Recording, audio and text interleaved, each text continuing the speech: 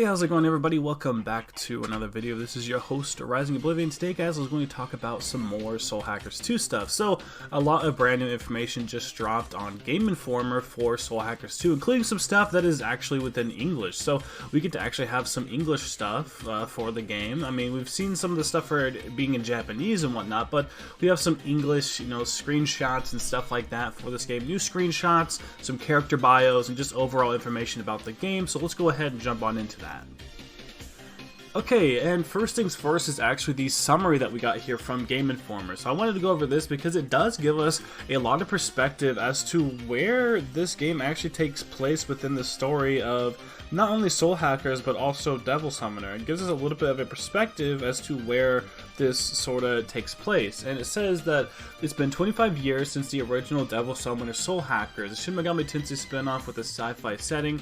While inheriting the foundation of both Devil Summoner series and the original Soul Hackers, the concept has evolved to depict a new story about people and technology. So we do know that it's acknowledging at least both of those series. The main character, Ringo, is a member of a new life form called Anon, which we've kind of known about with the website and the few bits and pieces that we have known about the game so far. She joins forces with the Devil Summoners to avert the end of the world. So she is joining them alongside Anon, which she has become a member of a new life form with. Using the Devil Summoner tool called the COMP, the comp, Ringo summons demons to defeat her enemies in the secret cities called realms that are invisible to the general public. These are the places where you can fuse demons or modify COMPs. So you're doing stuff that is invisible to the general public, so only our characters are kind of going to be there. And the last bit it says here for the summary, it says deepen your bonds with allies by interacting with them in bars and hideouts, and sometimes going on vision quests that allow you to visit the allies' past. Now, I've heard a few people saying something like, oh, it's going to have, confidant bonds, confidant links like Persona. I'm not sure if that's exactly what that means, or if that's exactly what's going to be happening. We'll have to wait and see. They might have done a couple of things, but I don't think this is going to be fully fleshed out to be exactly like something that we see within Persona. Now, not everybody wants to say, oh gosh, Persona, Persona, Persona. They don't want it to be exactly the same as that. I don't think this is exactly what that's going to be, guys. And alongside the summary, we actually have a little snippet talking about the story. So it says the story takes place in the middle of the 21st century, slightly further in the future than now. Devil Summoners who have lived in the society of darkness use the power of demons to protect and support the world from behind the scenes. Another side to this is Anon, which we've come to learn about being part of that tree and hacking like the Twitter accounts and whatnot, is an entity that watches over the world. These beings are born from the furthest reaches of technology beyond human knowledge, and they detect the end of the world at a determined point in time. So, Anon's Ringo, which is our main character there, and Figue, which I might be saying wrong, it's F-I-G-U-E, I'm not sure if I'm supposed to be giving it like a Japanese pronunciation. I'm sure people in the comment section are going to be giving me the right, way to say it. But descend into the human world in order to avert the end. So we are literally coming down because of Anon to basically stop the end of the world, and we are characters that are basically just advanced technologies beyond like human comprehension. And their goal is to protect the people who are necessary to avoid the world's destruction. However, they have already been killed. Ringo performs a soul hack, a special ability Anon possesses, to revive the subjects. So we're actually going and reviving some of these Devil Summoner subjects to come back and basically, save the world. After being given a second chance, Ringo and Figue join forces with the Devil Summoners to pursue a mystery with the fate of the world at stake. So that is very interesting and a cool concept, honestly. Like, we are the god in this sort of, story. We are taking on, like, the role of, kind of Igor.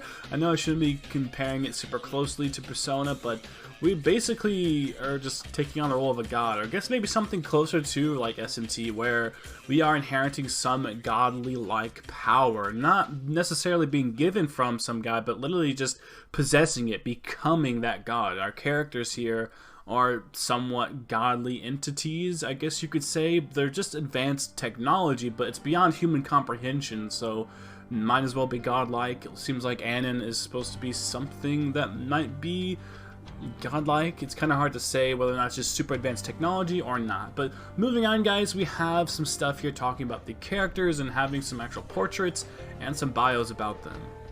Alright, and the first one we're going to talk about here is our main girl, Ringo. So, one of the Anon agents, the next generation of electronic life form, a newly born being, she has a strong curiosity for society, culture, and human emotions. So, she understands that stuff even though she's technology.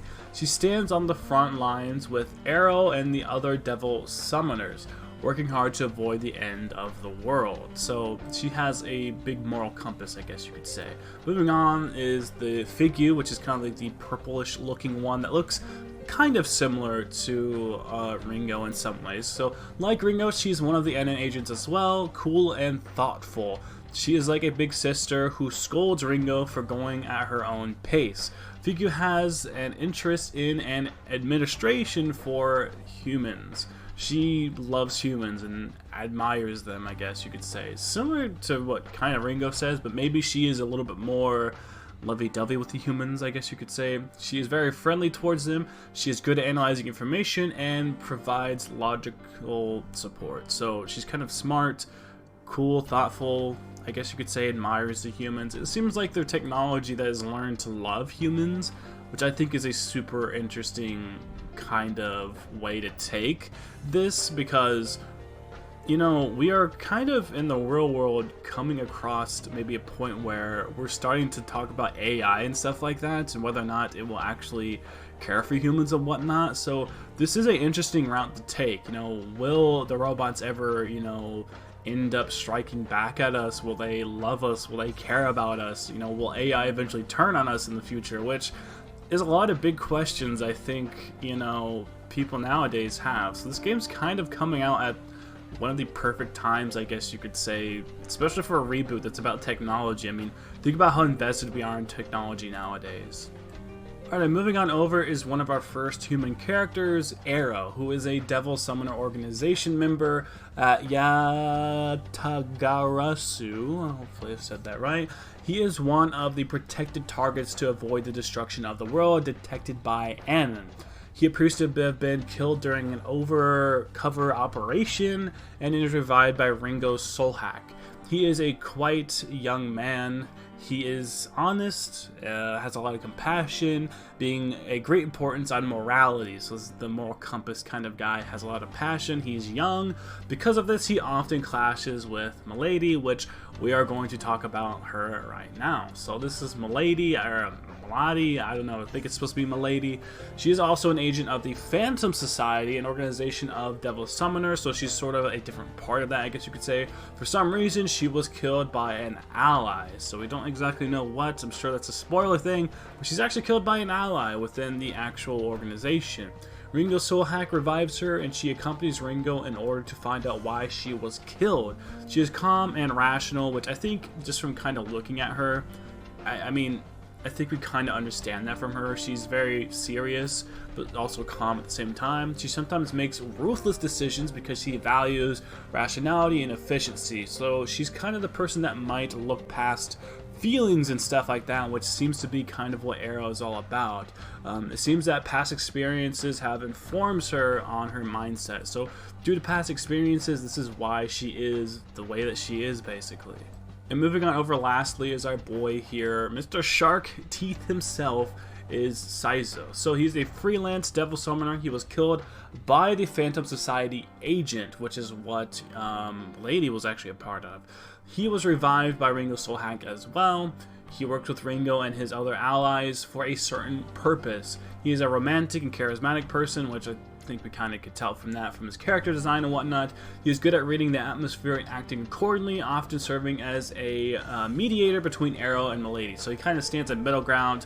You know, it says that here that he makes the team run smoothly. So he's the one who's kind of in between both of these big personalities, morality, you know, calm, taking care of people emotionally and whatnot, while you have Milady, who's on the other side, who is more rational, get past the feelings, just do what you have to, because she seems like maybe she's a little more battle hardened. She was killed by one of her own teammates. She does not take any second chances, while this guy is kind of smooth, cool. He's the mediator between them, which is an interesting dynamic. I didn't think these characters were going to be such like types of polar opposites, but it is nice to see that. Hopefully that gives a pretty cool dynamic, and does a cool dynamic when it comes to combat as well. So not just story, but actual combat and stuff like that as well. Hopefully we see multiple aspects of that within the story.